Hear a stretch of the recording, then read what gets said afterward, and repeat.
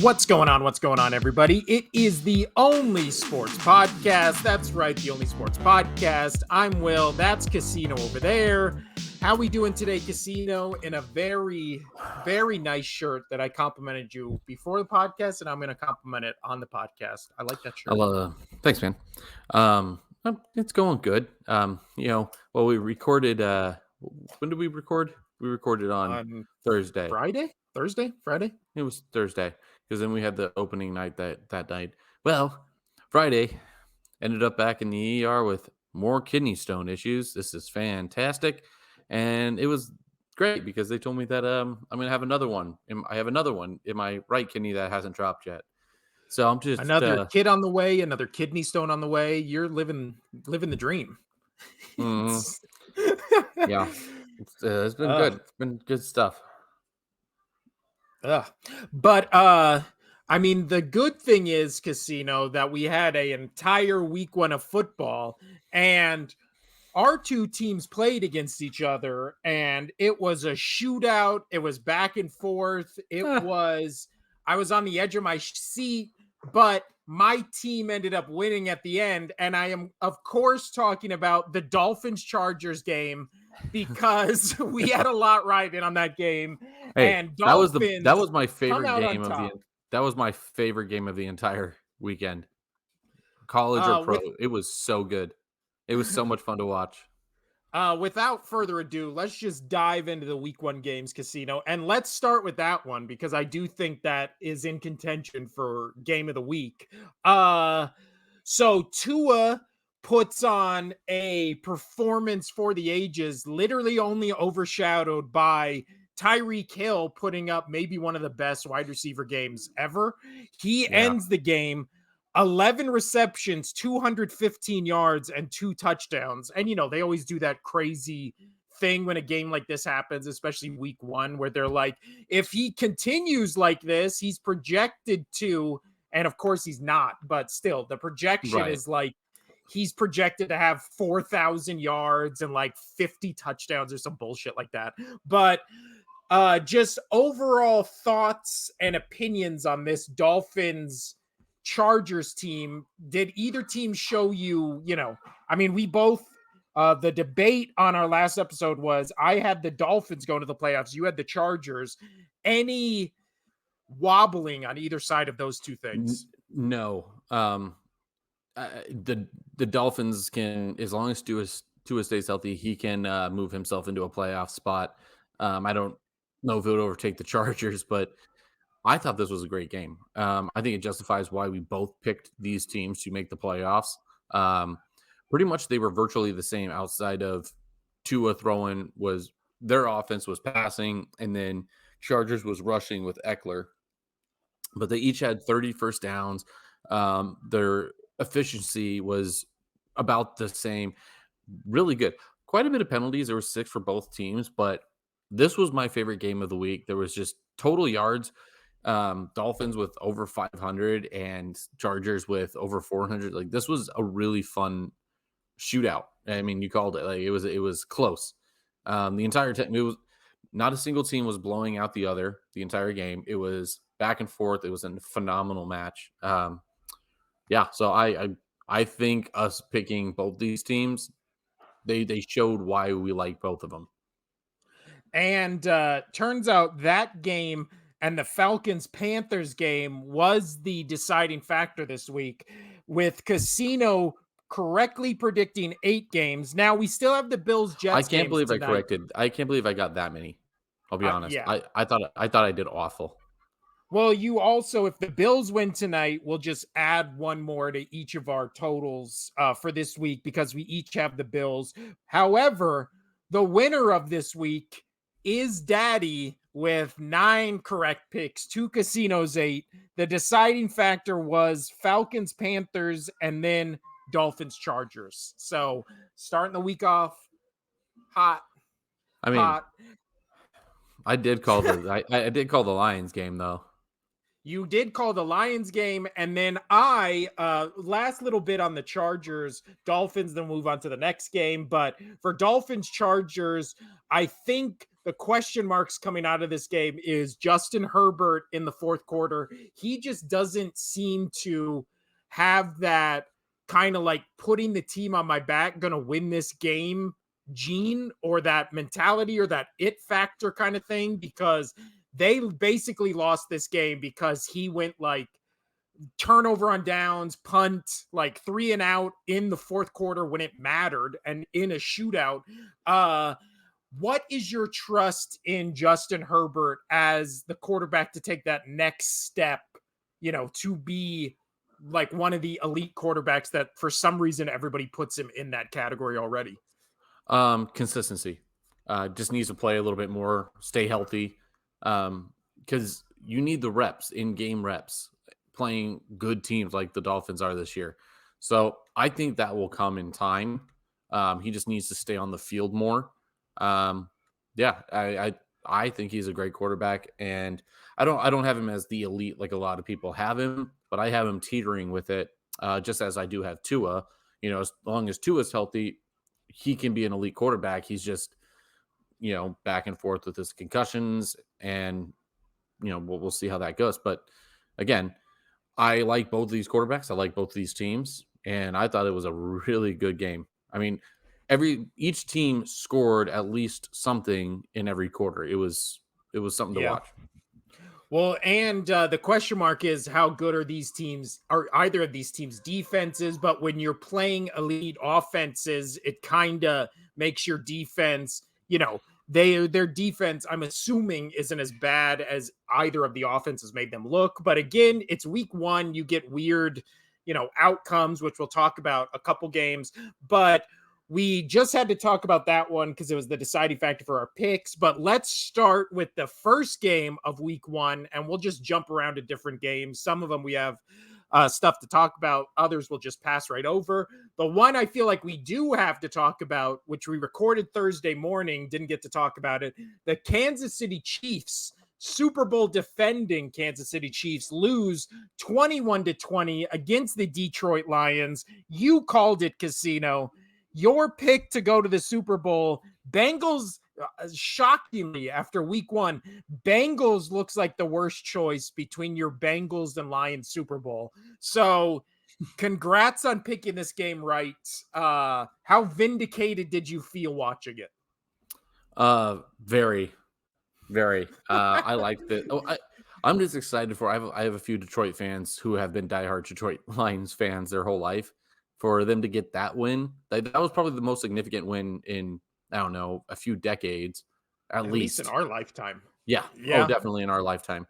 So I actually had a friend who's a diehard Lions fan, and a little bit older than us, but he posted that this was the most significant win in like 33 years for him, or like 31 years or something like that. I didn't look and see which game that was. That's too far back. That was basically when I was born. Um, but this is a huge outcome for this team, and they've been slowly getting better throughout the past couple of years, and they finally were able to put it together. And I love that they ruined, the home opener was supposed to be a cupcake walk for KC.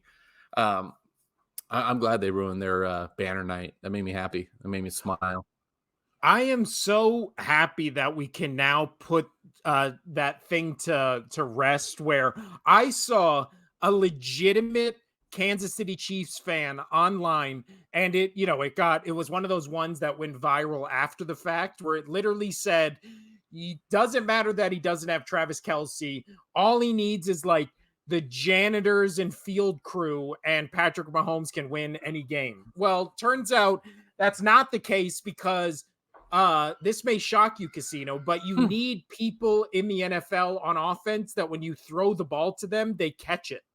Oh, So Marquez Valdez Scantley, or no. Why do I always say him it on the team? was It was Tony. Kadarius Toney had, Woo! by all accounts and by all, PFF football rankings and how they do that throughout time and blah, blah, blah, blah, blah. He had almost single-handedly the worst receiving game a wide receiver has ever had in the history of the NFL, since they started Yeah, reporting these it was stats. bad. There's that picture now that is a meme where the ball is in his hands, nobody is around him, and then the caption reads, "This play resulted in a pick six," because it literally just went right off his hands into the Lions defender's hands. He put it for a pick six.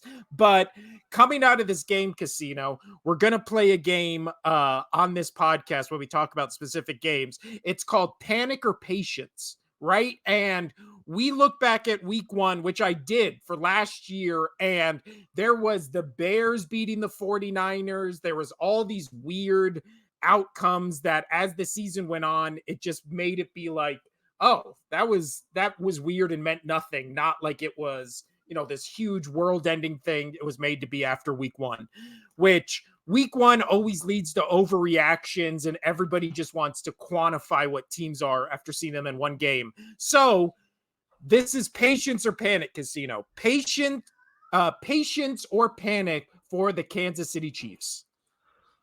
Patience. Again, it's week one. I do think the Lions are a great team, but it is week one, and I'm going to say this with a grain of salt, and I'll get into it after that. The Chiefs were missing a couple of their best players, best offensive and defensive player, best offensive outside of Patrick Mahomes. So this is just patience, but because they're going to be good, they're going to be good. They got an easier schedule, not easy schedule, but they got an easier schedule than some teams. They should be the hardest schedule. Ooh, sorry. Ooh, that was a hiccup. I went to the OG for lunch by myself to have one little outing. So, before shit hits the fan. Yeah. So the OG, if you don't know, is the Olive Garden. It's the We best. all know. It's the OG. We all know. Yeah. But I will say this: I'm not taking anything from the Lions because they played phenomenal football, especially when the Kansas City Chiefs were basically cheating all game, but and not getting called for it. Wait, So but I heard the announcers say the Lions need an asterisk next to this win. What are you yeah, so talking that's what about, I was going Casino? to. Yeah. So that's where I'm going to get into. So there was literally, I don't know which announcer it was. The game was over and I just heard it in passing. One of the announcers were saying, oh, well, the Lions win, the Chiefs lose on opening night. I mean, you could put an asterisk at the end of this one with the Chiefs missing Jones and Kelsey. And I was just like, like that is I such a got a slap to the face of fury the of Lions. text from Casino in that moment, and I was like, I knew you were triggered. That's absolutely ridiculous. Like, yes, you're missing two players, but one could have played and the other is just out because he wants money, right? Like he's just trying to get a deal. So like Yeah, that's on them. That's on them. But you still have you just said it, like Patrick Mahomes only needs the janitor crew and he can go. And I've even said that, he doesn't need they're always going to be within games with Patrick Mahomes, and they were within this game. But and then people saying, "Oh, well, they lost it because Kadarius Toney missed that one at the very end of the game that could have got them and iced it for them." And it was like, okay, but so that's they're not wrong when they say that. But then the Lions had to face adversity as well, not because they were missing pieces, but because they were dealing with the refs completely favoring Kansas City. There is literally the announcer that comes in from New York was just like, oh, well, I mean, if you notice right here, I've been noticing it all game. I forget which linebacker was lined up, but he's been cheating the entire game. He's not lining up with the center. He's not lining up with the center. He's not set. He's moving too early. He could have been called for a false start almost every single play. It was absolutely ridiculous. There was holding penalties not called against the Chiefs that were called against the Lions. There was a tripping penalty, almost the exact same tripping penalty that the Lions got called for. The play after, the Chiefs didn't get called for one. So, and this is me. Yes, I wanted the Lions to win, and I did want the Chiefs to lose. But like in reality, I don't have a fight. I don't have a dog in this fight. yeah. I just wanted a good game and hoping the Lions would win. And I'm just sitting there. And then it was justified by the actual announcing crew, and not just the announcing crew, but the actual NFL analyst, rules analyst that is coming in on screen, and he is talking about what the Chiefs are getting away with. Well, also that ridiculous thing where they were like, I believe it was Collinsworth or Tarico. One of them was like, "Oh well, the Lions, if they were pointing this out, they wouldn't allow the Chiefs to get rid of it." And it was like, when the fuck has that ever been the rule? Where it's like it's Right. only a penalty if the other team points it out. Like, what the fuck are you talking about? That was a great point because that was something that annoyed the hell out of me when with them saying that. I was like, for real? Like they have to be the one? No, they don't have to be the ones. That's why there's refs. That's why there's rules and refs and people to call this, especially when he is the rules analyst is seeing that and saying that. I think it was him, right? That's who you said it was. I, or no, it was one of the it was either Tarico or Collinsworth. One of them were Oh, saying like, I think it was Collinsworth who was like, they gotta point it out to the refs and stuff. And then it was also that thing where people on Twitter were like, Lane Johnson always does this. Great tackles are able to count the the yeah, but he wasn't so they counting get it. He this. wasn't doing it on the snap. He was a good No, half a second to a second late on almost every snap, well, he was or early. also. Yeah, he was also really far back, like far back behind the line, and everybody, who has played the game was like or knows what they're talking about on, the online discourse during and after this game was like this guy lining back further and then starting is like a huge advantage that he's gaining over the person rushing him. And then props to Adrian Hutchinson, who Wow, basically on the what a game! Lions side, he What a like game! took over that defensive front. Like, dear Lord. But I will say, and last little bit we can say on this game is I was impressed by how well the Chiefs defense played. I mean, the Lions ended the game almost 400 total yards. They had 250 yards passing, 120 rushing. But when you were watching that game, it really felt like they couldn't get anything going. So I think that actually is detrimental to Chris Jones because without their best defensive player, their defense actually looked pretty damn good. Like I was blown away by how good their defense looked. Shockingly they lost Eric Bieniemy and their offense looked kind of vanilla, kind of stagnant, kind of like they really couldn't get anything going. Now obviously when Kelsey comes back, he's like the catalyst of that offense, but this just goes to prove all that bullshit where it was just like, oh, you put Patrick Mahomes on any team and he's winning the Super Bowl and he's never had a top 5 defense and all blah, blah, blah. My overreaction to that would be one of the few games he's had without Kelsey and there was no Tyreek Hill or he had no weapons and he basically had to win the game by himself. Like we saw how this is a team sport. It's not, no matter how good your quarterback is. Josh Allen wasn't anything before Stephon Diggs. Like Patrick Mahomes didn't need uh, uh, Hill, but Hill on the Dolphins, all of a sudden that offense is super dynamic. Like it just proves how important the team aspect of football is when we're as guilty of it as anybody, where we just talk strictly quarterback and then just act like everything revolves around them. But it's a team sport. Uh, any last things to add on this game before we move on? I win, you lose. That's true. Let's go. You know what? Let's go to another you win, I lose. My whiff of the week casino. And boy, was it a whiff, was my Steelers upsetting the 49ers. The game, it took place in Pittsburgh. San Francisco won 30-7. Boy, as an Eagles fan, I hate those 49ers, but after week one, I think San Francisco legitimately looks like the best team in the league. That's my overreaction for Monday. Oh, But yeah, apps because the Dallas game, which we'll talk about, the Philly game, which we'll talk about, those were like kind of like, oh, a block here, like a block field goal here, pick six here on a tip ball. Like those all kind of felt like random plays in the favor of the better team.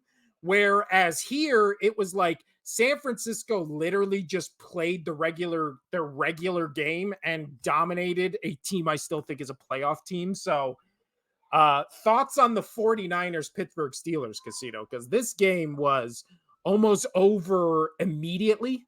Like, Well, I told you so.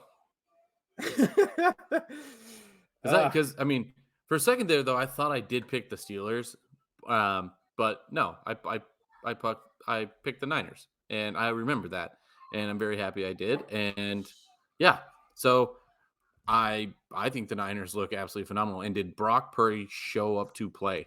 Like, does he? Everybody questioning him. Did he? I mean, he went 19 for 29, so not the best completion rating, but he did 220 yards and two touchdowns. Like, that's a phenomenal thing. Like, and he protected the football. I really like what he did. I thought he played a phenomenal game. yeah, and I also think the star of that game, obviously McCaffrey had 22 carries, 152 yards, and a touchdown. Kind of what you expect out of him, but Brandon Ayuk. First off, shout out to him because he single-handedly won me this week in fantasy. Uh, 8 receptions, We'll 129 get to yards, fantasy two corner later, touchdowns. okay? But he lit it up. I think right now, again, from what I've seen from all the other teams, and I watched Red Zone and I watched highlights of the games I missed and blah, blah, blah, blah, blah. I think from all the teams I saw, I think the 49ers right now look like the most complete team in the NFL. Now, again, week one, so I'm not going to make any definitive statements, but I will say all the teams that were kind of like the preseason overhyped, getting all the publicity teams were kind of all put in their place week one, Mhm. which makes me real worried which should make you real worried if you're a Jets fan tonight, because Oh, yeah. no team was more overhyped than the Jets. But on this podcast, I overhyped the hell out of this Steelers team and especially Kenny Pickett. And then he comes That's out, what I was gonna get. I yeah, wanna ask you about that. Go for it. Tell the stats, and then he I'll ask you a goes question. 31 for 46, 232 yards, one touchdown, two interceptions, and he rushes one time for 4 yards. Apparently, the Steelers just said we're not even going to attempt to establish a run. We have Najee Harris, who is what, a year or two removed from being a top 5 running back. We're only going to rush him 6 times for 31 yards. He was still averaging 5 yards a carry. Like, I don't know So why. that's what I wanna ask you. So do you think oh, you froze. There we go. Yeah. That's what I wanna ask you. I was like, do you think this is all on Kenny Pickett, or do you think this is the fact that they didn't establish a run game pretty much at all? Totally had 10 rushes and 10 carries the entire game, one being Kenny Pickett himself.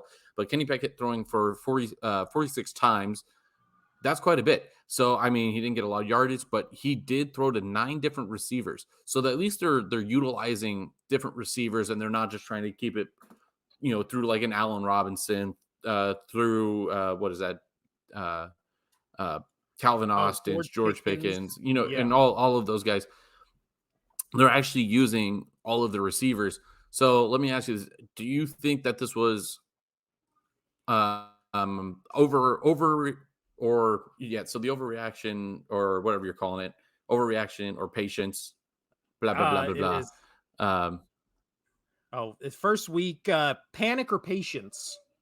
There you go. Panic or patience. So do you think this is panic or patience? And I'm not going to say just for the Steelers. I want to know it for Kenny Pickett himself, because we talked about he has to be good for this team. Yeah. So, weirdly enough, like the Steelers, and again, this is why preseason projections and schedules mean nothing, because when you go into the actual season, like, you were the only one who I ever heard make a case for the Browns to be pretty good. So their next game, they play the Browns. Like, that Browns defense looked pretty legit. I think Deshaun Hmm. Watson looked like dog shit, but we just saw Christian McCaffrey run all over this team. And then they're going into, or no, the Browns are coming to their stadium where they just got mollywopped by the 49ers. So now you're playing like kind of 49ers light, where the Browns have pretty good defense. I mean, nowhere near as good as the 49ers, but still their defense showed up week one. Then you have arguably as good of a running back as Christian McCaffrey. I don't think Nick Chubb is as good of a receiver, but as a running back, I'll put Nick Chubb and Christian McCaffrey on the same playing field. So then you're That's why I going got Chubb.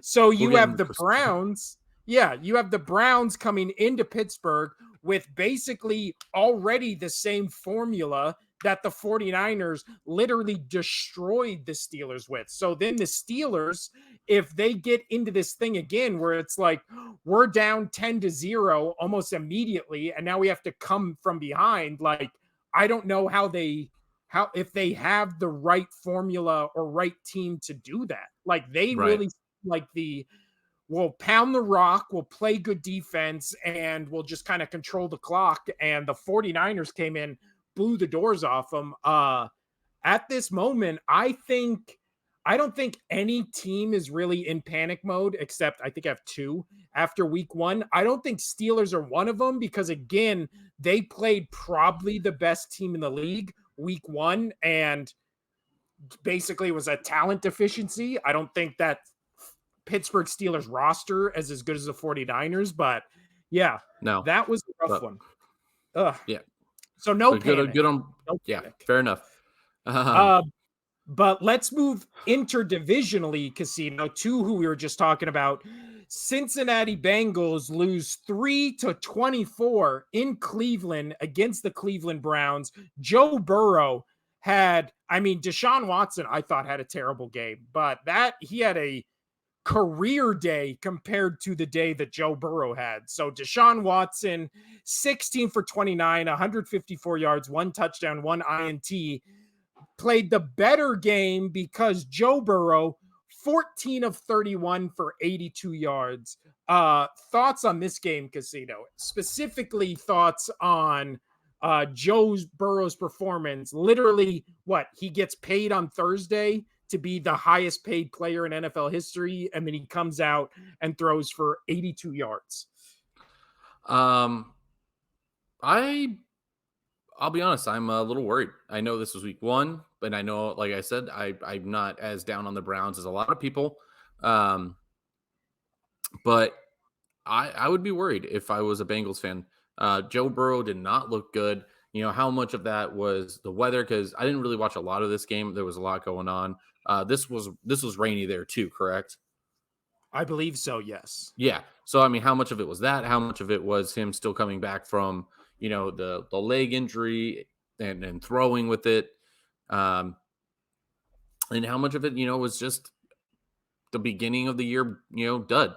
How many times have I talked about on this podcast where the Patriots have gone 0-2 three different times and they come back and win the Super Bowl? So I'm not super worried, but I will say a little bit of panic on just Joe Burrow himself, on his performance. But I think the Bengals overall will be okay. But I was a little worried to see Joe Burrow play as bad as he did. Um, I mean, yeah, I mean, how much of it was the Browns defense stopping the receiving, or how much of it was drop balls? How much of it was Joe Burrow not being able to get the ball there or place it where he needs to?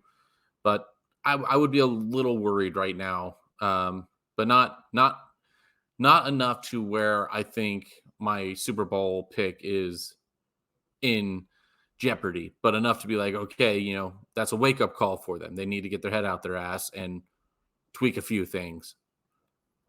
Yeah, and I wish I'm trying to find it now because I remember us talking about it, but these are always the stats for these type of games where it's like going into it, I only hear it after we do our picks, and this was one of those ones where it was like the Bengals have not won in Cleveland in like 10 years or some insane stat like that. For whatever reason, the Bengals, no matter how good of a team they have, always struggle to play in Cleveland, which makes no sense, but it's just one of those weird football things. So I do think that it is patience with the Bengals because again, that's a weird football juju thing where it's But you apparently don't it's have any worry. You don't have any worry on Joe Burrow on how he played. I mean, I do, but I also think that we've seen him, we've seen, like you were saying with the Patriots, we've seen this Bengals squad start 0-2, and then all of a sudden a flip gets or switch gets flipped and they win 12 in a row. Like, I mean, would I gotcha. anybody be shocked if the Bengals lose next week to the Ravens? They're 0-2, sky is falling, and then all of a sudden they win 10 in a row, and then they're 10-2, Not and at it's all. just like, Yeah.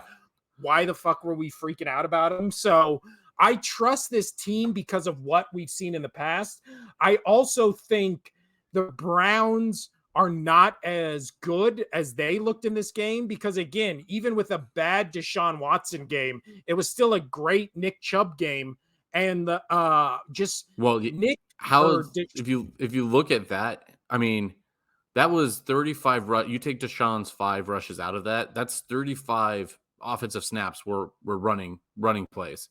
Like, yeah. he was all about the run game. Well, So and just his throws, that interception he threw was bad. awful. That was Was so bad. bad. I just I think, mean, he's so done. Like, the Browns, if they do even decent this year, which I'm thinking they're going to do decent, it's it must hurt even more spending that much money on Deshaun Watson. Just yeah, Deshaun Watson when you could have spent that money on any other mediocre quarterback out there, yeah, and then for cheaper, and then actually getting some sort of another good player of sort, offense or defense, to help this team out. Like, you had a chance before signing Deshaun Watson to turn this team into an actual formidable opponent, where AFC teams are definitely going to be like, ooh, this team can come up and bite everybody in the ass if they're not paying attention.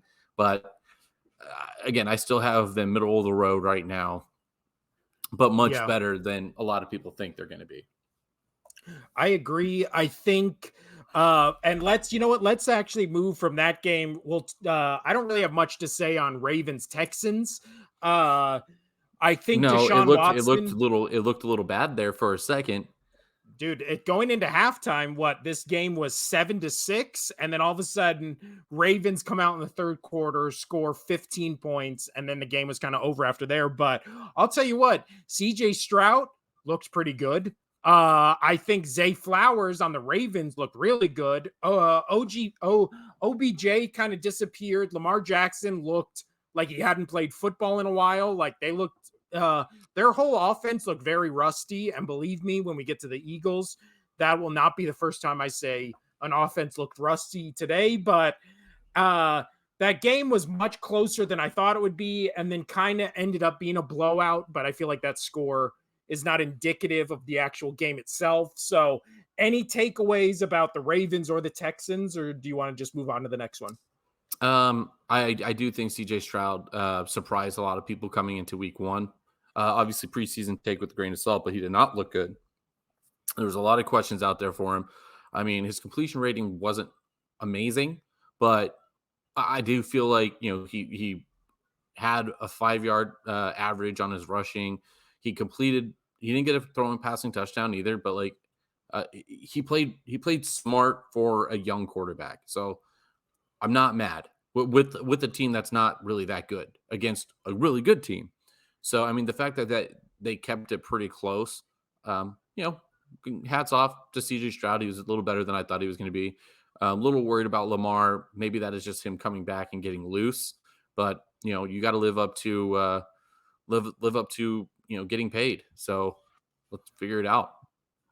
Yeah. So far of all the teams we've talked about, I don't think I am panicking about any of them Yeah. until what the team we're about to talk about now, which is the Tampa Bay Buccaneers win 20-17 against the Minnesota Vikings. Ooh. Justin Jefferson went off and had 9 receptions, 150 yards. Most of those yards were by halftime. I think he only had like 13 yards in the second half of this game because he lit it up so much in the first half. But despite all that offense, Kirk Cousins, 33 for 44, 344 yards passing, 2 touchdowns, 1 INT. Baker Mayfield, 21 for 34, 173 yards, 2 touchdowns.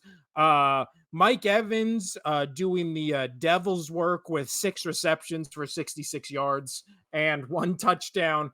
Uh, I think it's panic mode for the Minnesota Vikings casino because I all don't think day.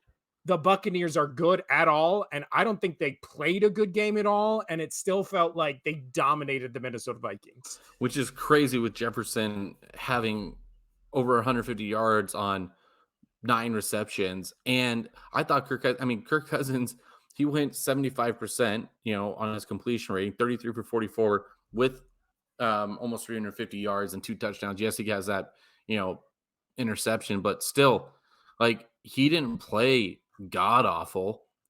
So you're just like, how, again, it just feels like last year, with the Vikings, are they good? They're close games. Is this going to be the year where now everything's flipped, where they're not going to Yep. win the close games that they It should really win? did feel like the pendulum switched because last year they win this game and then afterwards you're like, how the fuck did they win that game? This time it feels like they lost that game and you're like, yeah, of course they lost the game. They turned the ball over 3 times, 2 fumbles lost, 1 interception thrown. But when you're putting up that many passing yards, which is the equivalent of going up and down the field 3 times, and you walk away with 2 touchdowns, it's like one of those things where I don't know, you're just watching this game and it is like last year. And we'll get to this when we talk about the Giants, but the Giants and Vikings were the 2 teams from last year when we were reading their stats from the offseason. It was like, how the fuck were either of these teams good? And it kind So, of felt like last year that everything went their way, and this year now it's like time to collect because I mean, at this point, I think we're both under panic for already, and I know that's tough to say in week one for for any team, but yeah, I would be in panic mode if I was a Vikings fan. yeah. Let's group 3 games so we can go a little bit faster here. Let's group 3 games. I really don't have opinions on, but we can just give our quick little thoughts. Uh, Falcons win 24-10 against the Panthers. Commanders win 20-16 against the Cardinals. And then the Saints win 16-15 against the Titans. Any takeaways from you about any of those 3 games? Um, the Falcons was pretty good. I did like one of the players that I didn't think was going to get a lot of playing time. I thought he was I thought Bijan Robinson was going to be their number one back that game, but I picked up Tyler Algier, and I wish I played him because he had like 28 points, um, which was phenomenal. We'll get into the fantasy corner later, but I'm glad I picked him up. They looked good, uh, and you know what? Good job for Ritter. Like, he came in, he didn't have a lot, but he did 15 out of 18, 115 yards and 1 touchdown. So not amazing, but you know what? Got the job done. Like, that was Well, and this pretty team, impressive. And protecting the football as well. yeah. I'm happy with how Ritter showed up. Good for him. Well, and we knew going into this game and going into this season, the Falcons were one of the top 2, I think, top 3 best rushing attacks last year. So they pick up Bijan Robinson, and everybody's like, why are they doing that? And then it's exactly for what this was, right? Algier gets 15 carries. Bijan Robinson gets 10. He has the 1 touchdown on just a great. Did you see his first touchdown where Yeah, he I just did. jukes the guy out of his shoes and then on like a swing pass to the outside? I think I'll tell you what, I was impressed by the Falcons rushing attack and by their defense, and especially in the NFC South. Like, maybe everybody wasn't insane to for some reason all pick the Falcons to win that division, because I know me and you were both like, why? But after this first game, I'm kind of like, maybe the Falcons can actually win this way. Like you Right. said, if Desmond Ritter isn't turning over the ball and just throwing swing routes to both of his amazing running backs, like, I've seen this work on other teams where they play pretty legit defense, have a good rushing attack, and kind of quarterback manages the game, like especially in that division, like Falcons, I don't know. But let's move over to just in that division itself. Saints Titans go is in contention for worst game of the weekend, just Yeah, entertainment I had value. I had Carr, and it was tough to watch him play. I mean, his numbers aren't awful, but just watching him on the field was just not fun. Um, Yeah, at the end, I know we picked the Saints, but I was actually cheering for the Titans there at the end because I like Mike Vrabel so much, and I was kind of hoping that his team pulled it off. But were we right about Ryan Tannehill and how god awful he is? 16 for 34, not even 200 yards with 3 interceptions. Oy, yeah. oy Again, vey. we've seen his ceiling and his peak was when they knocked the Patriots out of Tom Brady's last playoff game as a Patriot, right? That Yeah. was the peak. That was, he had a great season that year. But at this point, that was almost 3, 4 seasons Right. ago. Like he hasn't been better since then. We saw No, him, and what a waste of DeAndre Hopkins. What a yeah, waste. I mean, 7 to receptions, have to 65 have that yards. bad of a quarterback. I mean, if he went to the Patriots would have won that game Yeah. because they No, just needed I completely agree. Yeah. they needed one more for sure hand guy, somebody to actually get their toe taps. I mean, we'll get into that game in a bit, but um yeah, I feel bad for DeAndre Hopkins. He's going from one bad team to another. And not I that the do. Tennessee's a horrible team, but man, does he got a bad Tannehill is done. Tannehill, this is Tannehill's last year. He might not even finish the year as a starting quarterback. I don't see him coming back and starting anywhere. There's no way Malik Willis or Will Levis are going to be worse Worse than than Ryan Tannehill all day. less But than do you 200 think Tannehill yards. gets the next start next week? Yeah, but I think week 3 is the one where we start all of a sudden going like, oh, maybe Malik Willis, which I don't even think Malik Willis is good. I don't think Will Levis is good, but also they're more unproven than Tannehill. Like, just try it out, right? But then when it comes to the Saints, I think I was their defense their defense was fine. Their offense seemed a little rusty. I do think Derek Carr, he started rough in that game. I think he finished pretty good. And I like him and Olave. Like, I feel Mhm. like I still, when it comes to Saints Falcons, I still think I'm giving the edge to the Saints because Kamara is going to come back, and I trust Carr a million times more than I trust Ritter. But maybe it's the offensive scheme that I like more with the, with the Falcons than with the Saints. But Right. yeah, I think when it Um, comes to Titans, like, ugh. moving on. What was the next one? You had a third game into that group. The third game was Cardinals Commanders, which props to the Cardinals because I thought they Yeah. were just going to roll over, and that game was close until almost last like 5 minutes of the fourth quarter, and then all of a sudden the Commanders kind of like squeaked it out. But I So was let me really ask you, impressed go for it. no, go ahead. I was gonna say patience or panic because we know what Cardinals are going to be. I still think this is week one. I don't think they're going to be that good. But we said going into this game, we said going into this season for Washington, it comes down to how can Sam Howell play. I didn't like it. Yeah, I didn't like it either. I believe so the team itself lost 2 fumbles. I think both were him, right? I think he fumbled I both believe of them, so. or Yeah. maybe one, but he threw a bad interception as well. His player stats kind of didn't blow me away as much as like Joshua Dobbs. He only had 21 attempts or 21 out of 30 for 132 yards, no touchdowns, no INTs, but he's also only been an Arizona Cardinal for like a week. So to come in there and do that, I was actually pretty impressed with. But the Commanders, no running game whatsoever. Again, against an Arizona Cardinals team that I think has a terrible defense.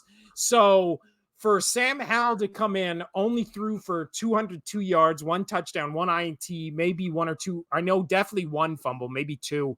Like, this game, I was watching this one, and this is one of the ones on Red Zone they just keep cutting back and forth to, and it just keeps being like one of those things where how are the Cardinals this competitive against a Commanders team that I think is way better than them?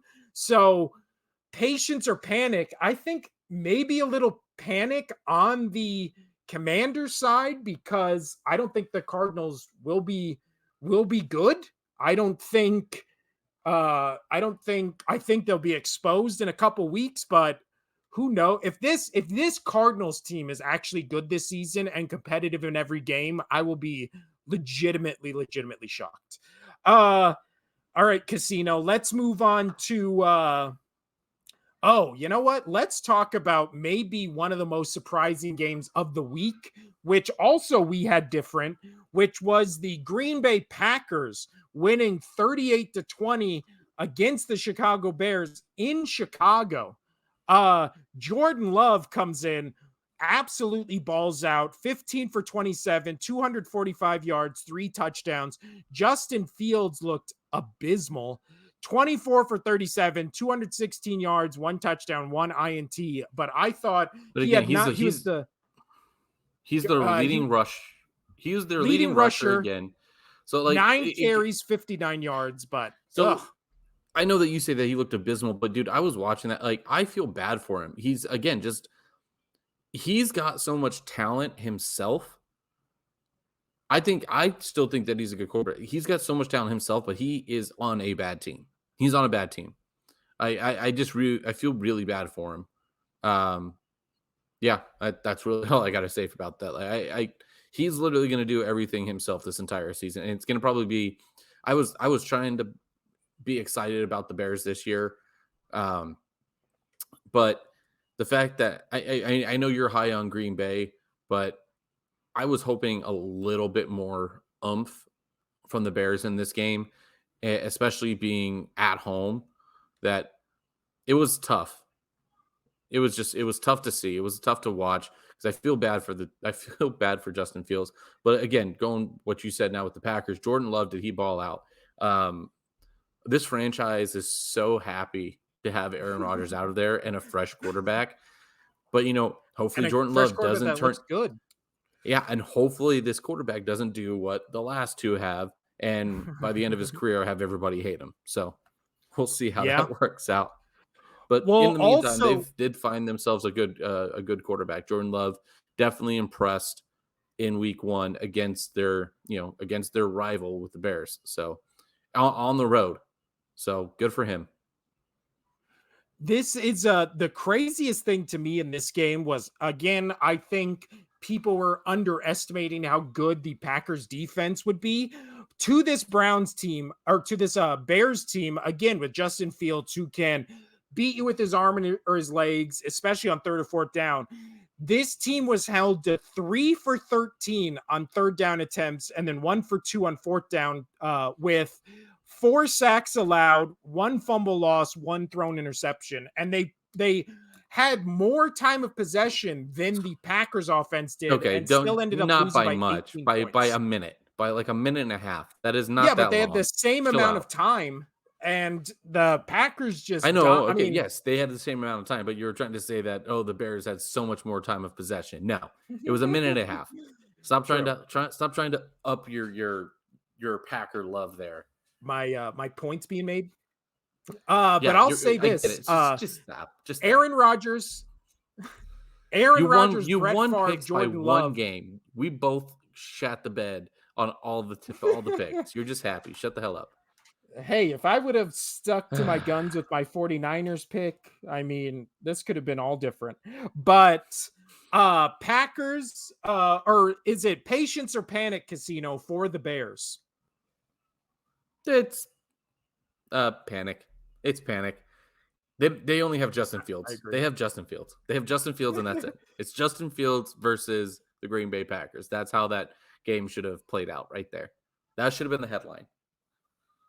Yeah, this was a rough game all around. And I just think that when we do when we do our picks, I think the Bears are kind of going to get the Cardinals treatment, right? Where you're just like, I can't justify any way for this team to beat other teams outside It's gonna be of tough. Yeah. Justin Fields doing something crazy, right? Like it's just I don't know. Uh, But let's move Next on. game. Yeah, we got a lot more We have games. we actually only have 3 more games to talk about. Or no, 4 more games to talk about. I'm sorry. Colts Jaguars. Anything to say out of this game? I feel like Lawrence was good. Anthony Richardson actually looked pretty damn good. Maybe the best of all the rookie quarterbacks. Uh yeah, but kind of What I Jaguars win like, by 10. It's a tough game. That's yeah, kind of it. what I did like about this game was, and this is why you and I both, well, at least I have Trevor Lawrence as the MVP. Colts aren't a good team, but again, week one, things can be weird. You know, it's just how it is. But I like how Trevor Lawrence never gets flustered. That is why I'm Yeah. so high on Trevor Lawrence. Is the Colts were right there the entire game, and Trevor Lawrence could have folded under the pressure, like, oh my gosh, we're about to lose to the Colts. We're about to lose to the Colts. But he sticks with it, even with throwing an INT. Like, he really stayed composed, stayed Trevor Lawrence and his demeanor. I mean, last year said it all in that game where he comes back and they scored like 38 points or whatever it was. I know that's a little bit of an exaggeration, but I mean, he is a very poised player. So I just wanted to touch on that. That I'm happy with my pick for league MVP by the end of the year, and it has to do with how Trevor Lawrence actually composes himself during games and doesn't get flustered. Good for him. That's true, and that is also one of And the also, things I do completely you do forgot you that we do both you picked Trevor Lawrence. do you think the Colts would have won that game if they had Jonathan Taylor? Weirdly, yeah. Like I Yeah, think this that's Colts yeah. team could actually be pretty damn good if they just added the running back they were missing. I mean, Michael Pittman showed up, 8 receptions, 3 yards short of 100 yards, a touchdown. But if you just add that extra element of a top probably 2, 3 right there with Saquon and Chubb as Jonathan Taylor into this Chub mix for chub this chub chub team, like chubby chub I chub. think, especially with Shane Steichen calling the plays, much like he did for the Eagles last year. Like you have a running quarterback that is set up by your running back also being one of the best running backs, right? It's So fair. it's like, and he would get an upgrade from going from Miles Sanders to Jonathan Taylor. So yeah, I do think that's a real missed opportunity, and especially with how good the Colts looked for in that game against not only a division rival, but probably one of the 5 best teams in the league right now. Like, if I'm the Colts owner or coaches, how are you not being like, we need to get Jonathan Taylor back on this team because we might have something here? Like, Right. but I'll take Anthony Richardson as the rookie of the year at this point because I thought he just looked After fantastic. game one. Yeah. And we know that award's going to go to a quarterback on the offense. So why not? Absolutely. Last couple games here, Casino. Another I believe there's 3. Let's talk the shocker of the day, which was the Rams winning 30-13 against the Seattle Seahawks. Cooper Cup is now on injured reserve. And how did the Rams win Because this game? How did they it, dominate? how because Geno Smith didn't have a great game, and Matthew Stafford said, "I'm not as hurt as everybody thinks I am. I'm actually still pretty legit. Let's get in there." And did he look amazing? I thought Stafford looked phenomenal out there. I mean, 24 for 38, 334 yards. I I think he played a phenomenal game, and that was the difference. It was the quarterback play. I know, it's always important quarterback play, who's better, who's worse, but it really came down to that. Like he protected the football, he threw the ball lights out. Yes, he didn't get a receiving touchdown, but he got everybody close enough for those running backs to make a difference. So Yeah.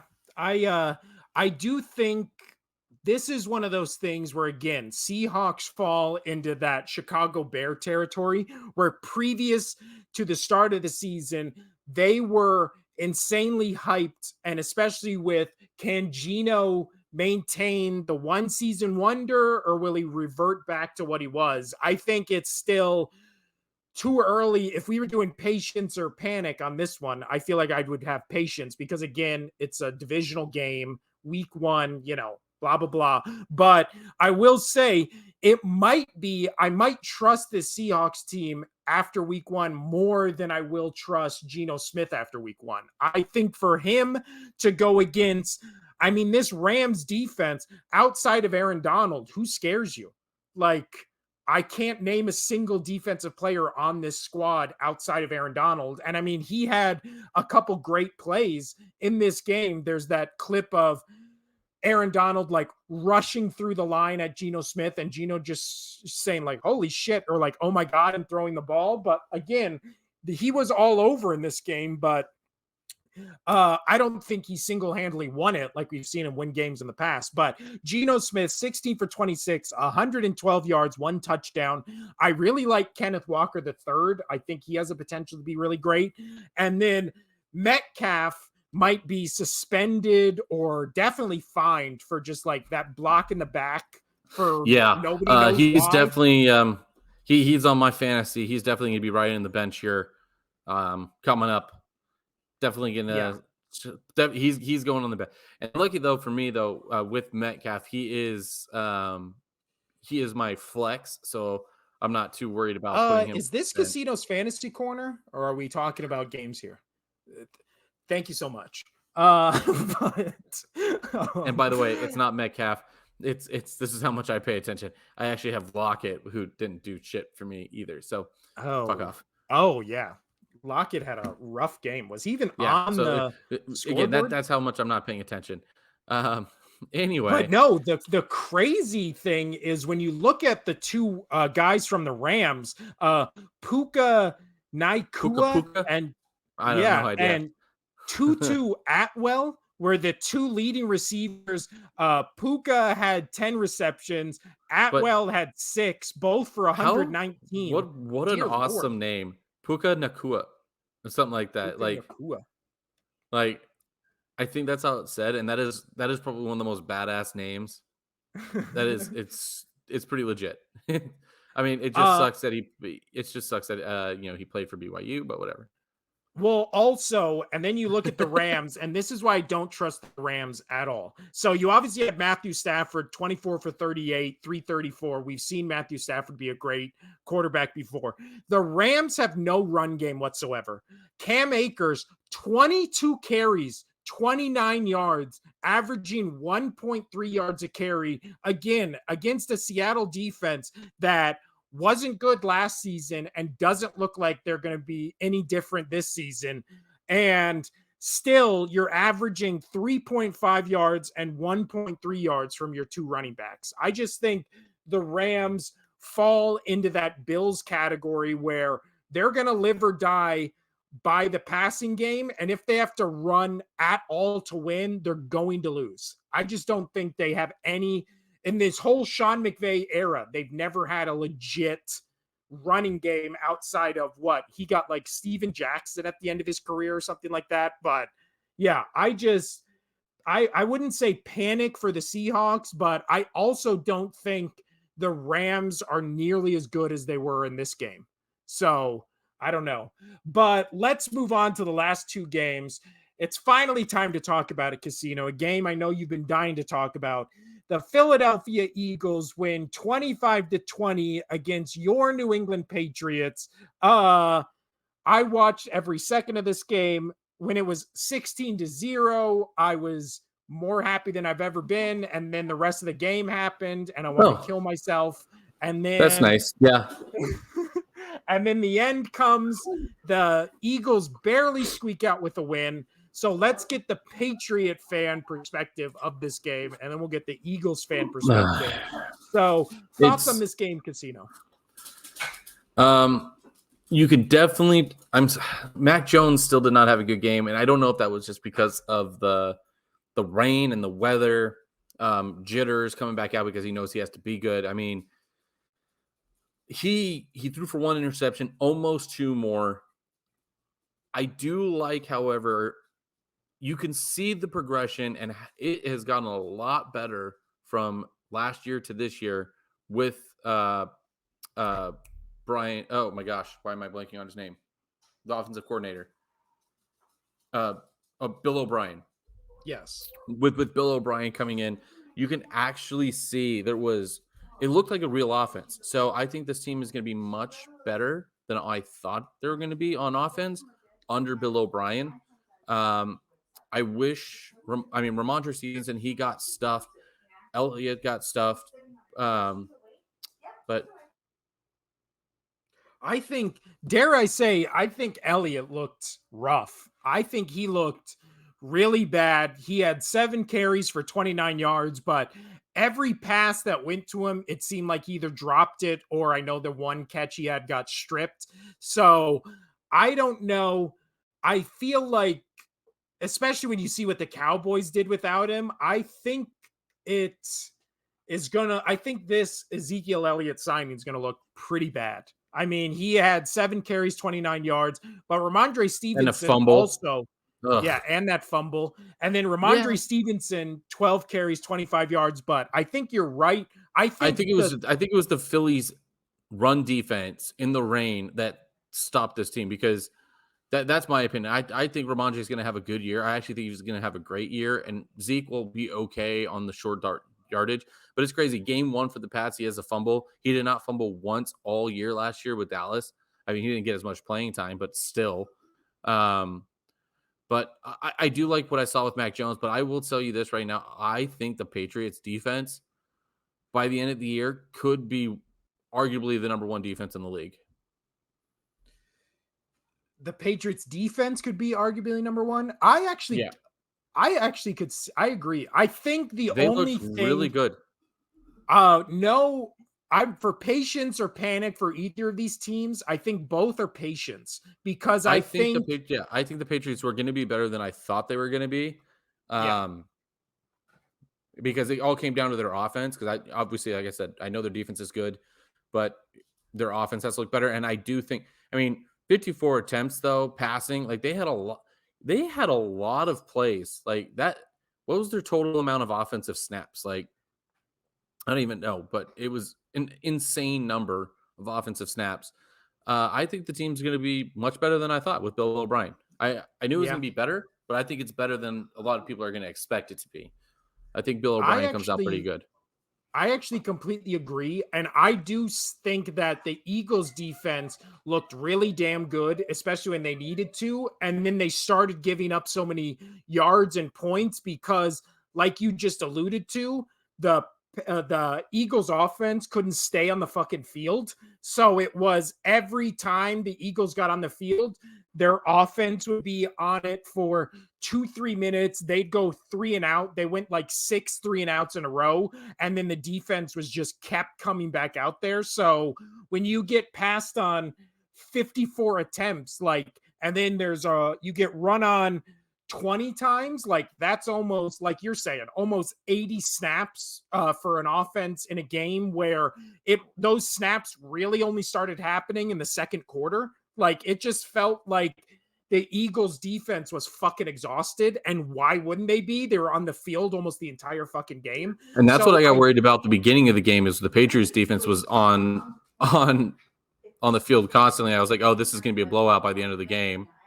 yeah. And I do think just looking at everything, this was a bad Jalen Hurts game. But it wasn't a bad Jalen Hurts game of Jalen Hurts is a bad quarterback. It looked like a bad Jalen Hurts game because he hasn't played since the fucking Super Bowl, right? And then even after the game, Nick Sirianni was like, maybe we're going to have to rethink not playing a single starter in the preseason because everybody looked rusty as fuck. So I still have patience for my team, but I definitely like more what I saw out of the defense in this game than anything I saw out of the offense. I mean, Goddard wasn't even targeted, and he's like, as we've talked about, one of the 3 best tight ends in the league. AJ Brown really didn't start getting targeted till the second half. Like it was just, And I think I'm glad Jordan that Davis and I'm Jalen going to cut you Carter, off real I quick. think, yeah, I love that you said Goddard because there was probably 3 touchdowns that he could have had that did yeah. not go to him. I'm like, and I have him. He's my tight end. Little fantasy corner update. But I didn't obviously I wanted the Patriots to win, and I was hoping that they didn't throw those, and I'm glad they didn't throw those to Goddard. But I'm sitting there and I'm like, dude's open like 3 different times, like he's standing at the end zone, just like, hey, Yeah. give me the And I ball, I'm think open. And honestly, I think that's why it was a bad Jalen Hurts game, not because he played bad, but because there were so many times where he had just wide open guys down the field where he chose either to run or to check it down, and he wasn't making those big play throws because we talked about it in the offseason or on I can't remember what pod it was, but where the Eagles were the most explosive offense by 20 plus yard plays. And those type of plays were open all game long, and he just wasn't even attempting them. So it's not like he was overthrowing them or underthrowing them. He just wasn't even attempting to get the ball in those areas. So then it becomes one of those questions where was it rust? Was it the weather? Was he seeing something in the Bill Belichick defense that was putting him off those options? Again, I also think it can't be understated how tough it is going in New England where Bill Belichick has had an all offseason to plan a way to stop you because he's one of the best defensive minds in the history of football. He's got 3 months to know you're the opponent we're playing and then, to execute that kind of defense. So again, I do think it's patience for both these teams. I think the Patriots are going to be better than everybody thinks. I think the Eagles, if this is the worst game they play all season, it was still a win, and I'll take it. I'd rather have this where they look shitty and get a win than what happened with the Chiefs and the Lions where they play shitty and it's a loss, and then you're kind of like, fuck.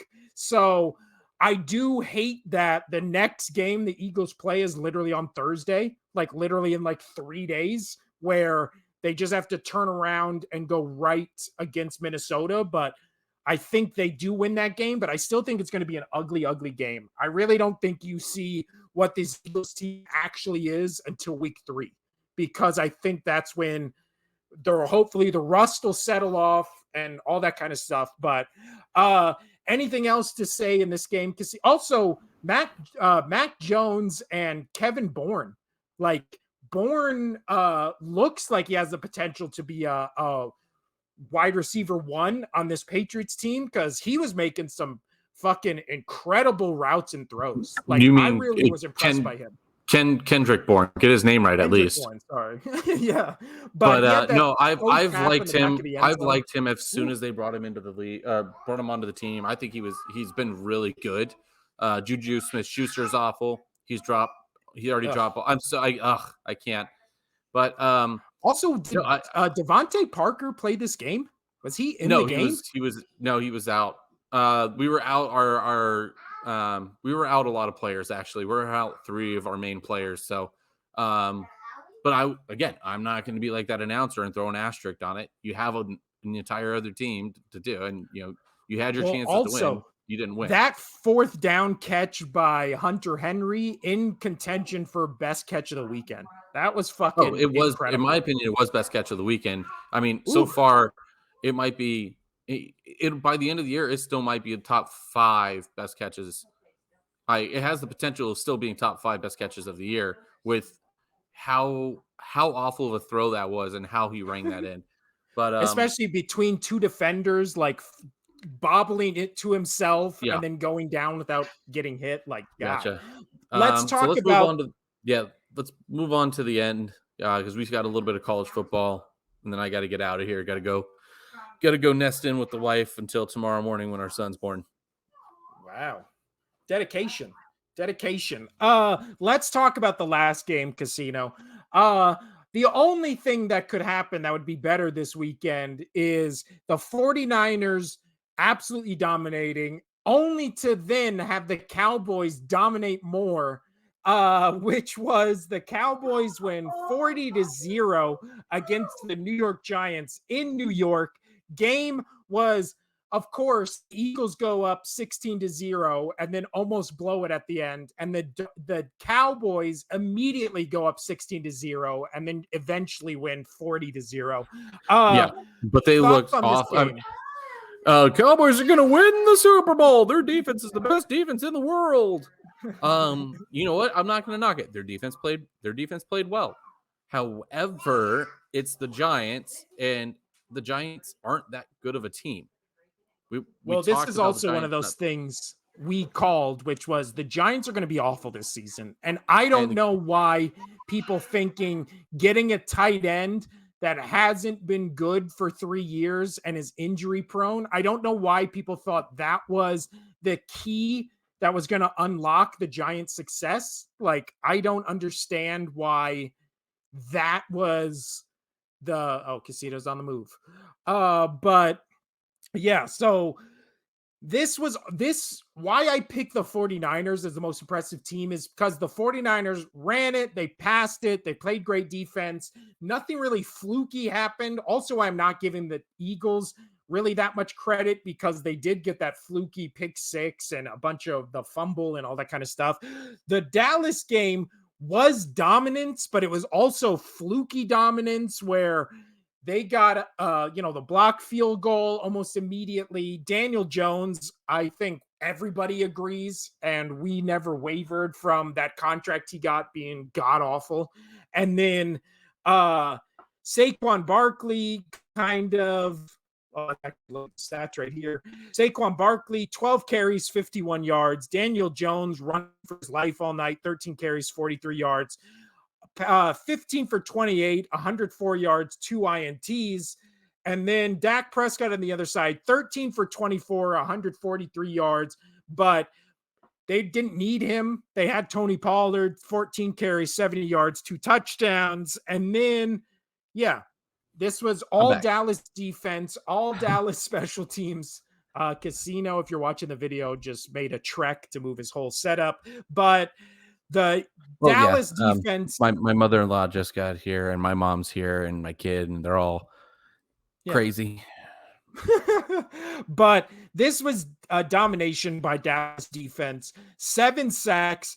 They recovered a fumble. They got 2 interceptions. They held the Giants to 171 yards. Patience or panic. I think with the Cowboys, this is peak Cowboys because Dak had to do nothing and their defense That's dominated. that's where And I'm then gonna get at.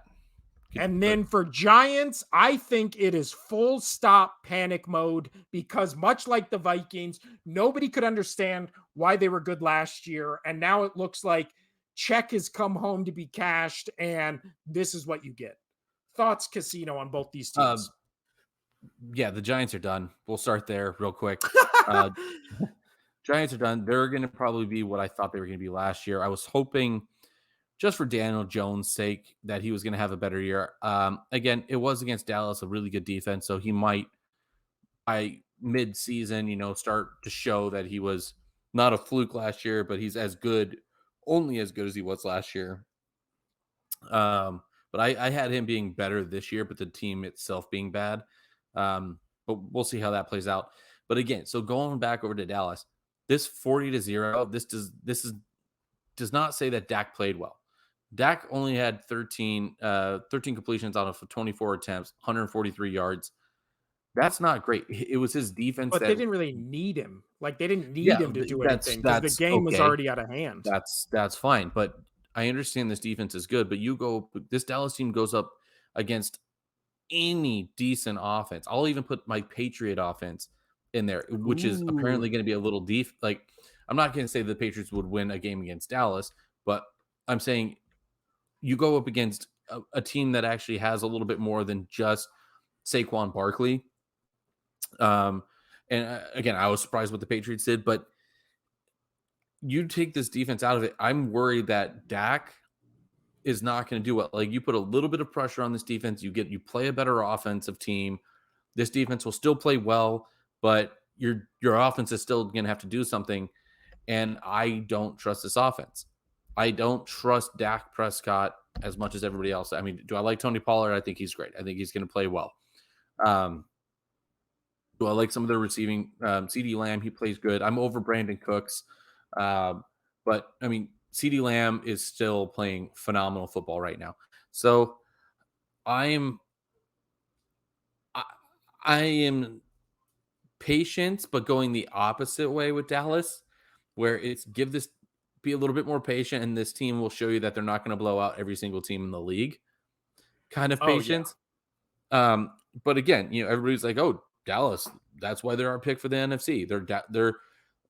Their defense is so stout. Their Steve defense is so stout." You know what? You're right. It is good, but you have to be complimentary against the best teams. This Dallas team goes and plays San Fran. I think they'd get their ass kicked. Well, we're If they about to played interestingly enough, they play your team October 1st. They play the Yep, 49ers the week after, October 8th. right. So I feel like that's, and then they play the Chargers. So that 3-game stretch is really going to be where we actually see how good this If Dallas I'll team tell you can right now, be. if the Dallas does this same thing to the next 3 games, then I could be like, "Okay, this team could probably make the Super Bowl." But I don't think that's going to happen. I don't think they're going to do that to the Niners. I think the Patriots defense is too good. I think they're going to force some mistakes offensively for Dallas. But I mean, I don't think the Patriots could win that game against the Dallas defense. Um, just going off of no matter how much that Patriots offense has improved.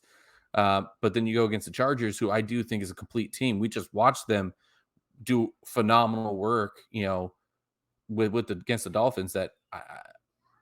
This team's got a lot to prove. So I'm patient to see if this team actually decreases, and I think they will. Again, it's in division. They have the Giants number. The Giants, like, you wouldn't expect anything less than a 40-0 week one Dallas versus Giants overhype. Like, we called it, we knew Yeah. this was going to happen, and there it is. Well, So also, this isn't really a rivalry game because the Giants get destroyed by the Cowboys and Eagles every year. Like last year, they lost 2 blowout games to the Cowboys. They lost 3 blowout games to the Eagles. Like it's just, I think now, obviously, both you and I hate Dallas, and we don't hide it. I hate Dallas more than any team in the league, but I will give them props. Can't do much better than a 40-0 burger against the New York Giants. Best team or worst team in the league. That's what you want to do. But again, the narrative always every year plays out this way for Dallas, which is they destroy bad teams, and then when it comes to playing good teams or teams that matter, they completely fall apart, and we don't know where this team goes. But next week they play the other New York team, which we'll see how good Aaron Rodgers and the Jets are tonight. We're recording this about 3 o'clock, like 2 hours on West Coast time before the Monday Night Football game. So we haven't seen what the Jets look like yet, but Aaron Rodgers has always owned the Cowboys. So I wonder how the narrative will shift, because obviously right now you're right. The narrative is the Cowboys are the best team in the league. They have the best defense. They destroyed the Giants, blah, blah, blah, blah, blah. But we'll see how that narrative shifts if all of a yeah, sudden next week they lose 24-21 to the Jets. And then it's like, what happened to week one? I think this is the perfect one for overreaction Monday, which is just like, we know Dallas isn't this good. There's potential the Giants are this bad because they were kind of this bad last year and were just eking out wins. And we went through that when we previewed the NFC East, where it was like, how the fuck are the Giants good? But yeah, I think patience but hey, I wish my team won 40-0. So congrats, Dallas. I do think they're in contention for, after week one, being a top 5 best team in the league right at this moment. But again, weird shit happens yeah. week one, and I'm we'll not see. saying I'm not saying they're a bad team at all. I'm just saying they've got to play some better opponents for me to really realize they can't do that flip-flop thing that we've been talking about. They actually have to perform against good teams. I want to, if they perform and they blow a team out by 25-30, that's a good team. Okay. Then you have a little room to stand on. Yeah. But all right, Casino. Let's move from the NFL to college football. We'll touch on a little things, and then we'll get out of here because we're running a bit long. But uh only thing that was the solve on the wound for me of the 49ers and Cowboys both dominating was what happened Saturday, which ironically was Texas, a team I hate, but I hate them a lot less than Alabama. Texas team not only beating Alabama, but low key kind of dominating them and Loving every blowing them sec out. I am loving every second of it. So, Every thoughts second of on it. Alabama losing to Texas?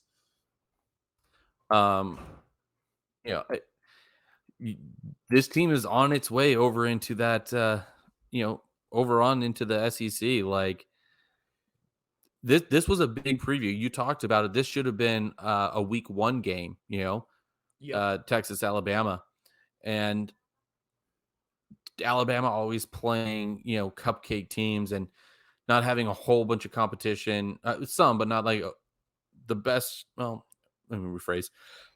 They do have some tough competition in the SEC, right? It's the Well, best. not this year because the Right. SEC looks like hot garbage. But Right, but in the typically past, they're a decent yeah. yeah, typically they're good. But, you know, I'm glad that the Texans beat them. I'm as ecstatic. Like it was one of my favorite games of the week. I love every second of it because it's like, okay, hey, Alabama, Texas is coming into the SEC soon, and you just lost to them. Like this is big. This is big. Like this was a big game for college football in general. All in all, like the landscape of college football moving forward in the years to come. And I, I am over Nick Saban, just done. I'm over it. Now that teams that are, I like this era of football now that players are. I'm a little weird about like the whole paying players thing. I like it. I don't like it, but it does make the playing field a little even as long as you can afford it. Which I'm excited to see this, and I'm just happy. I'm happy this happened. I love that Nick Saban lost. I can't I I I do as I can't well. I I mean, can't express how excited I was that Nick Saban lost. yeah, props to Texas, but yeah, I think we're more just elated that Alabama lost than we are that Texas won because I don't really like Texas either. And I think that whole Longhorns up thing is dumb. But they're ranked number 4 in the country now, Texas, after beating Alabama. But the other team, Bama's 10. Bama moved down to 10. yeah, which I'm sure they'll be back up in the 4 spot if they run through everybody But again. let me tell you this. I want to ask this. Did Jalen Milrow, do you think that was him? Or do you think that was like him playing bad with 2 interceptions and basically going 50% for completions? Or do you think that that was just the Texas defense going ham and going stout? I mean, because I think it's, Quinn Ewers is, I think that's how you say his name. I mean, yeah. he put up 350 yards and 3 touchdowns. Like he looked phenomenal doing so. Well, he's also one of those quarterbacks which is on, the draft boards as like a top 5 NFL pick. So I think he is really kind of the reason why Texas is not only relevant but has a real shot at making the playoffs, and then who knows once you get in there. But I think that Texas defense is legit. I think the Alabama offense has kind of been stagnant for a couple years now where their quarterback play has been real hit or miss. That's why they're losing to, you know, Stenson Bennett, who is, we don't know if he's a great NFL quarterback, but he was a damn good college quarterback. We saw Joe Burrow. We saw, Cam Newton. We're seeing all these generational quarterback talents go into the SEC and dominate or beat Alabama. And then Alabama has great NFL prospects, right? Because Jalen Hurts, Tua, and Mac Jones come out of that college. But when those Right. guys were on the Alabama teams, like really the only one that kind of stuck out on those teams was Tua, who led Alabama to a title. Hurts had moments, Mac Jones had moments, but they were never like, this guy's going to be the number 1 pick in the league, right? So it was kind of outside of Tua.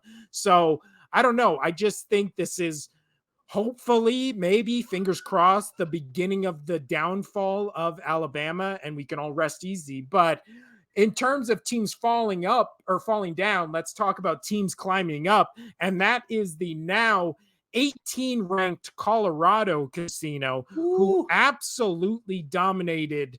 Oh, I just had it. Who did they play? They played Nebraska, didn't they? Nebraska. Yeah, So they Nebraska. absolutely dominated This was Nebraska. their home opener That in game Boulder. was close in the beginning, though. I was shocked that going into the second quarter, it was a 0-0 score. And then Colorado started, put up double digit points in every quarter, ended up winning in a blowout. Uh, Next week, they play Colorado State, and then that's when their schedule gets Gets really interesting. Oh man, Uh, does it get tough? yeah, that is just So thoughts right now on Colorado as a whole. I like Colorado, and this next month, like through October, is to be honest, like this is going to be a great. So like there's their upcoming games. So yes, they got Colorado State in Boulder. They should destroy Colorado State, but then they have at Oregon, who's number 13 currently, and then they play back at home against number 5 USC, and then on the road at Arizona State. Not saying Arizona State's not ranked, but they're not god awful. Like they're at least a known football team. They Yeah. might do okay. Then you have Stanford, fine. Then you have currently ranked 24 UCLA on the road. Then they have Oregon State, who's ranked 16. Then they have Arizona, who's not ranked right now, and then ranked number 23 Washington away, number 12 Utah away. Like, Yeah. dude, And like then they go into the they did not help out Coach Prime at all. If Coach Prime could come out of this and just absolutely win a bowl, like get into a bowl game and go 60-40 on ranked games, like that's impressive with this team. yeah. And I do think they're probably the most interesting college football story this year on what so far has felt like kind of a not as interesting college football season. Like it just doesn't feel like there's the hype surrounding this season of college football as there usually is. There's no real big powerhouses or no clear cut, this the best team. So we have Colorado kind of taking up the spotlight of what usually is taken up by an Alabama or a Georgia or Clemson or like all that kind of stuff. But one of the teams that has been in the news, and this will be our last college football topic, and then we'll get out of here, is number 2 ranked Michigan, who dominated, or did they dominate UNLV, our home team? Casinos are in the UNLV hat, which is why we're talking about this game. Michigan wins 35-7. Shockingly, UNLV covers even with that score of 35-7. Meanwhile, Jim Harbaugh is still suspended for 2 more games after this. He was being the referee or the guy that moves the chains at his son's football game while this game was happening, which I think is very funny. I think But it's awesome. That's a cool story. you wanted to you got 3 minutes, Casino. No, Give us I don't need to your go. I don't need UNLV 3 minutes hype. worth. Um, I'm excited for UNLV. Like they've gone into the big house twice now, and they've in the last like 5 years, and they've played well. Like there was some outside of a couple callbacks, like that game could have been a lot closer. It almost went to half, only 14-0. And then they got a last minute, Michigan got a last minute touchdown with 23 minutes, with like 23 seconds to go. But second half, UNLV held their own. It was 14-7 in the second half. So I am Yeah. very proud of how UNLV played against the number 2 team in the nation. I really do think UNLV, they've got a great roster this year. They got a lot of good recruits. Plus, UNLV is going into it as a running team, a heavy running team, and they're playing arguably one of the best run defenses in the entire league, in the national or in the college football league. That no, I was proud of UNLV. So I don't know if Michigan's just being overhyped again. Um, time will tell going in that are they really a number 2? Because I mean, or is it that just UNLV is finally turning and actually going to be a decent program, which I hope for the first time since Randall Cunningham days. Yeah. which was a Well, when while it back. comes to well, the last thing we'll talk about with this is the college football, the AP top 25. Georgia and Michigan are 1 and 2. They literally have played nobody. They don't play anybody until November. So they're kind of on there They're just out doing of the Alabama principle. treatment. Yeah.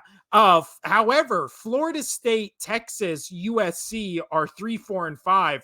I think at this moment, if I was doing the votes, I think those three would be 1, 2, and 3. I think Florida State had that big win opening weekend. Texas just beat Alabama. I think USC has absolutely dominated both games they've played so far, which have I been agree. in I would conference I would be games. right there with you on that So voting.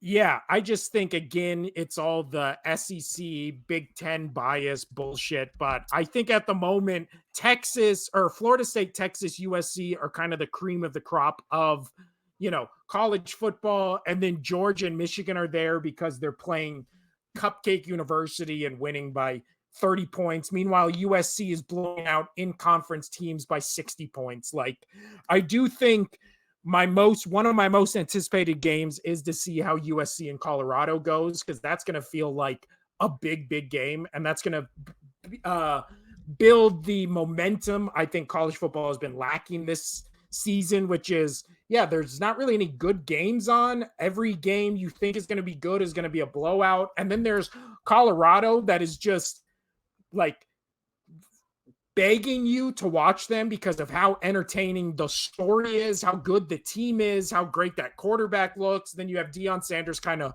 over the whole thing like a bubble. Like, I'm all in for Colorado. I Same, would love to see same, them same. continue the success. Uh, So let me ask you this. We'll finish off of Casino's Fantasy Corner. Um, didn't have the best weekend. My bench went off, which was great, but that's how it always goes.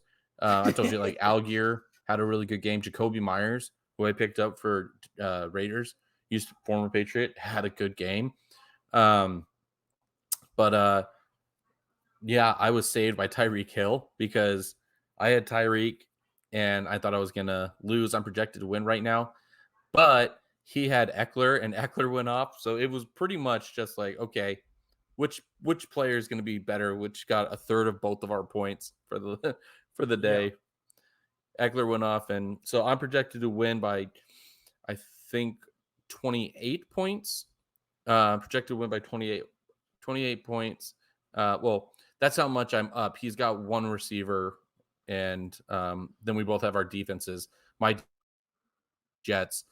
So I think I'm going to win this week. I'll keep you updated on that. What about you on your one So money league? so my money league, I am gonna end up That's the winning only this one I care week. about. Yeah, I'm going to end up winning this week 133-88. And I had uh Jacoby Myers from the Raiders on my bench who scored 25. I had Yeah, he Kendrick crushed it. Bourne from your Patriots on my bench who had 20 who almost had 22, I and then tried to pick him up. I had no Travis Kelsey, so I replaced him with Hunter Henry, who caught that one touchdown, got me 14 points. And then I had Tua, who got me 33 points, and then Ayuk, who got me 34. So my team, week one, I picked 12 in a 12-man league. I picked Travis I picked Kelsey, my 11. first overall pick. He was out for the game, and I still end up winning by The guy that I what played is had that? Travis Kelsey, but Forgot to take him out. no, he did take him out, and his backup got him like 12 points. So he didn't have a bad tight end game. You know, any tight end game that goes over 10 points is a good tight end game. So Yeah. And then my tight end got me 0. Thanks, Goddard. well, my only question mark on my team is really my running backs. I put Swift and Penny, both from the Eagles, on this team. Penny Penny was out for the game. DeAndre Swift got less than 1 point. So good thing I invested all in the Philadelphia running backs who did nothing. That has been Casino's Fantasy Corner. We're both starting the season 1-0. And then in picks by one, it is Daddy Pick over here who won this week, Casino. Maybe next week. We will be back on Thursday to talk about if anything Possibly. interesting happens. Oh, that's true. Might be a We'll see. one-man We'll show see. Thursday. I might be out for the next couple shows depending on how things go. Yeah. So we'll see how that goes, but we'll definitely still, one of us will be here, most likely me, on Thursday to make our picks and to talk about the upcoming games for this week. If anything interesting Monday night happens, you'll hear from us. Same with Thursday night. So this has been the Only Sports Podcast. I'm Will. That's Casino over there. Adios. Congrats, Bye. Casino, on the new child. Or Thanks. soon. Soon. All right. Adios. Bye.